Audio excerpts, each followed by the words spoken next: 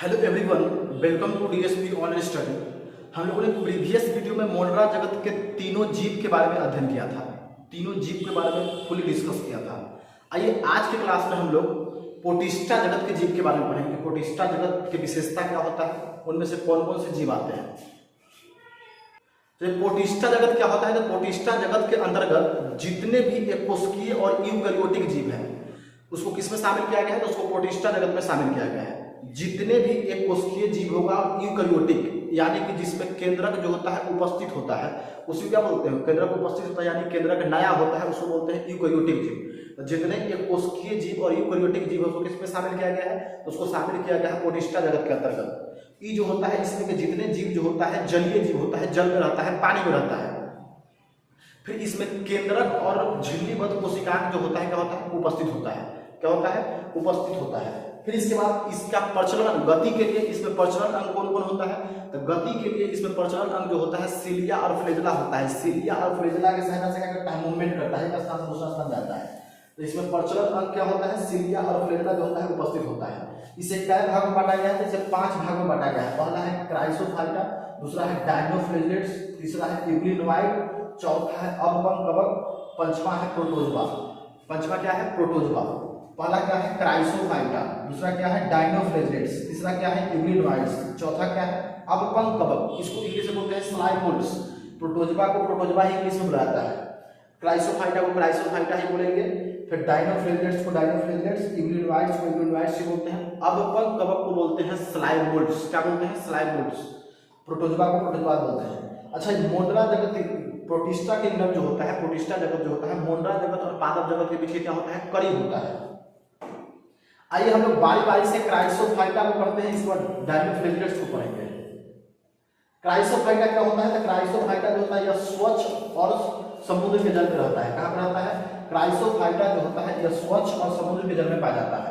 यह प्रकाश संश्लेषी होता है, यानी कि अपना भोजन जो होता है स्वयं बनाता है। यह स्वपोषी होता है। स्वपोषी वैसा जीव जो अपना भोजन स्वयं बनाता हो उसको क्या बोलते हैं, उसको बोलते हैं उसको बोलते क्या है, तो उसको बोलते हैं स्वपोषी। वैसा जीव जो अपना भोजन स्वयं बनाता है उसको क्या बोलते हैं, स्वपोषी यानी ऑटोट्रोपिक। क्या बोलेंगे उसको, ऑटोट्रोपिक। अच्छा, क्राइसोफाइटा क्या प्रकार के, क्राइसोफाइटा 2 प्रकार के, डाई एटम डेस्मिट या गोल्डन अलगी, इसी को बोला जाता है सुनहरा शैवाल।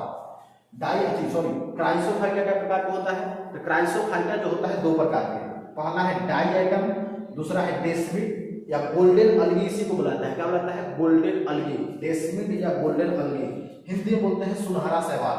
यदि आपसे पूछा जाए कि क्राइसोफाइटा क्या प्रकार के, तो 2 प्रकार के, डाई एटम, डेस्मिट या गोल्डन अलगी या सुनहरा शैवाल। आइए अब इसको डाई एटम क्या होता है इसको पढ़ते हैं।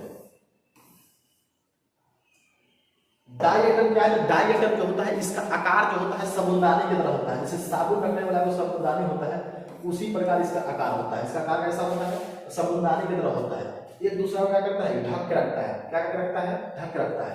अच्छा, डाई एटम में कोशिका भित्ति जो होता है उपस्थित होता है। क्या होता है, कोशिका भित्ति जो होता है उपस्थित होता है। क्या होता है, उपस्थित होता है। इसका कोशिका भित्ति जो होता है किससे बना होता है, तो एग्जाम में पूछता है कि डाई एटम में कोशिका भित्ति जो होता है किससे बना होता है, तो सेलुलोज से बना होता है। सेलुलोज और सिलिकॉन से बना होता है। किससे बना होता है, डाई एटम में कोशिका भित्ति जो होता है इसमें उपस्थित होता है, और इसका कोशिका भित्ति किससे बना होता है, तो सेलुलोज और सिलिकॉन से बना होता है। किससे बना होता है, सेलुलोज और सिलिकॉन से बना होता है।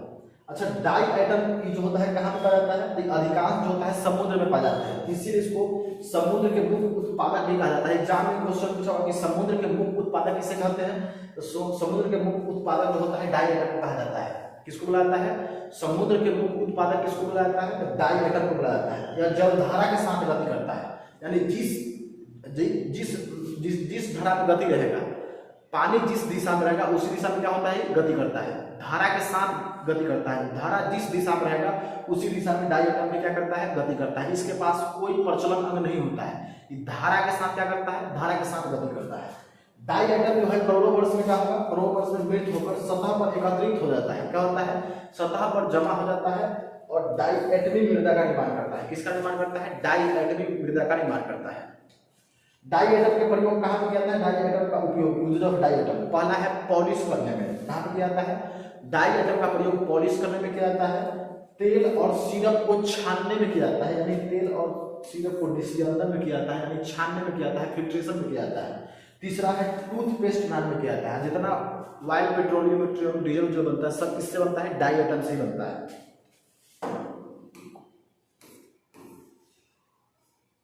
इसके बाद नेक्स्ट टॉपिक है डायनोफ्लेजेलेट्स। क्या है? डायनोफ्लेजेलेट्स। अच्छा, डाई मतलब क्या होता है? दो। डाई मतलब क्या? दो। फ्लेजेलेट्स जिसमें दो को फ्लेजला, वैसा जीव जिसमें दो को फ्लेजला पाया जाता हो उसको क्या बोलते हैं? उसी को बोलते हैं डायनोफ्लेजेलेट। अच्छा, दो को फ्लेजला पाया जाएगा तो कैसा फ्लेजला होगा? एक फ्लेजला होगा अनुप्रस्थ। मान लीजिए कि है डायनोफ्लेजेलेट, ऐसा इसका इमेज बनाते हैं डायनोफ्लेजेलेट। तो ई हो गया इसका फ्लेजला, एक फ्लेजला ई है। तो क्या फ्लेजला? एक फ्लेजला, दो फ्लेजला। तो ई जो फ्लेजला है तो कैसा होता है? अनुप्रस्थ। ये वो अनुप्रस्थ फ्लेजला होता है। इसको इंग्लिश में बोलते हैं ट्रांसवर्स। क्या बोलते हैं? Transverse flagella. ई क्या है? ई लंबवत फ्लेजला है, लंबवत फ्लेजला। इसको परपेंडिकुलर फ्लेजला बोलते हैं। क्या बोलते हैं इसको? परपेंडिकुलर फ्लेजला बोलते हैं। तो इसमें अनुप्रस्थ फ्लेजला एवं लंबवत फ्लेजला पाए जाते हैं। यह मुख्यतः कहाँ पाया जाता है? समुद्र में पाया जाते हैं। कहाँ पे पाया जाता है? समुद्र में पाया जाता है। यह प्रकाश संश्लेषी होता है, प्रकाश संश्लेषी और स्वपोषी होता है, अपना भोजन होता है, स्वयं बनाता है। यह वर्णक के कारण, किसके कारण? वर्णक के कारण लाल, भूरा, हरा, पीला और नीला दिखाई देता है। पूछा जाए कि डायनोफ्लेजेलेट जो होता है किसके कारण लाल, हरा, पीला, नीला दिखाई देता है? तो वर्णक के कारण। फिर इसका कोशिका भित्ति जो होता है सेलुलोज से बना होता है। किससे बना होता है? सेलुलोज से। डाई आइटम का कोशिका भित्ति किससे बना था?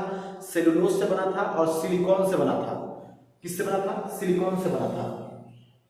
फिर इसके बाद देखिए रेड डायनोफ्लेजेलेट्स। रेड डायनोफ्लेजेलेट्स क्या होता है? तो कभी कभी संख्या का विस्फोट करता है। रेड डायनोफ्लेजेलेट क्या करता है? रेड डायनोफ्लेजेलेट्स जो होता है कभी संख्या का विस्फोट करता है और इनसे निकले 20 से मछलियां जो होता है क्या मर जाती हैं, जिसे लाल अतंग भी कहते हैं। अच्छा, लाल अतंग जैसे में एग्जाम्पल क्या है? गोनियोलेक्स। लाल अतंग किसको कहते हैं? तो लाल अतंग जो किसको बोलेंगे? तो गोनियोलेक्स को बोलते हैं लाल अतंग। एग्जाम में पूछा हुआ है कि लाल अतंग किसे कहा जाता है? तो गोनियोलेक्स को कहा जाता है। किसे कहा जाता है? अच्छा, गोनियोलेक्स की मात्रा जो है समुद्र में, गोनियोलेक्स की मात्रा जो है समुद्र में बढ़ जाएगा तो पानी जो होता है, पानी में क्या हो जाएगा? पानी में बहुत ज्यादा विष हो जाएगा, जहर हो जाएगा और उसके कारण जो होता है मछलियां जो होता है मर जाती है। देखिए डायग्राम में क्या है? तो गोनियोलेक्स के कारण जो होता है, गोनियोलेक्स की मात्रा जो है अगर अधिक मात्रा में बढ़ जाता है तो पानी जो होता है क्या होता है? पानी में जो होता है ज्यादा मात्रा में विष हो जाएगा, जहर हो जाएगा और पानी जो होगा पूरा लाल हो जाएगा। इसके कारण मछली जो क्या होता है? मछली जो है मर जाती है।